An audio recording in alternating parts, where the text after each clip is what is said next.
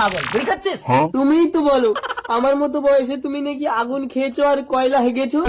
ওরে আলু, তোকে বিড়ির আগুনের কথা বলিনি, ওই নক্ষত্রের আগুনে নিজেকে উজ্জ্বল তারকা করতে বলেছি। ফোনটা কাট। ঠিক আছে কাটছি। ওরে হারামজাদা, কি করছিস? তুমিই তো বললে ফোনটা কাটতে। আলু, এই বিছলে তোকে একে করে। আমি নতুন বাবা যাবো। আলু, তোর মার মতো তুই আমাকে ছেড়ে যাস না।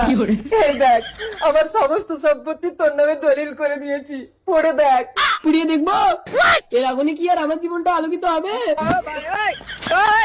ওরে হারামজাদা, তুই এটা কি করলি, কি করলি? তুমিই তো বললে পুড়িয়ে দেখ। ওরে হারামজাদা, পুড়িয়ে না রে, তোকে পড়ে দেখতে বলেছিলাম। আমি নতুন বাবা যাবো।